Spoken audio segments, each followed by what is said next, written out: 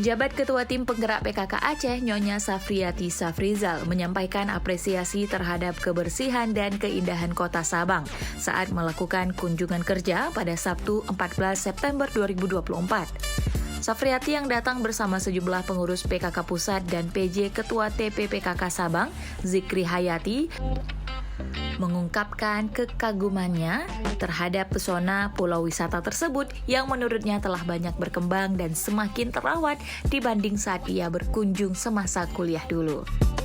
Safriati mengatakan, Sabang sekarang sangat bersih dan semakin indah. Safriati juga berharap momentum Pekan Olahraga Nasional 21 Aceh Sumut yang sedang berlangsung dapat memberikan efek positif terhadap kunjungan wisatawan ke Sabang dan sekitarnya.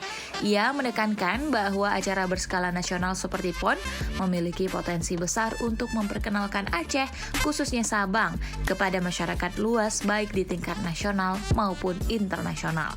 Dalam kunjungan tersebut, Safriati dan rombongan meninjau sejumlah lokasi strategis yang akan dikunjungi oleh Ketua Umum PKK Pusat Tri Suswanti Tito Karnavian pada akhir bulan ini. Kunjungan Ketua Umum PKK Pusat ini diharapkan tidak hanya untuk mempererat kerjasama di tingkat PKK, tetapi juga untuk memberikan perhatian lebih terhadap pengembangan Sabang sebagai destinasi wisata unggulan di Aceh.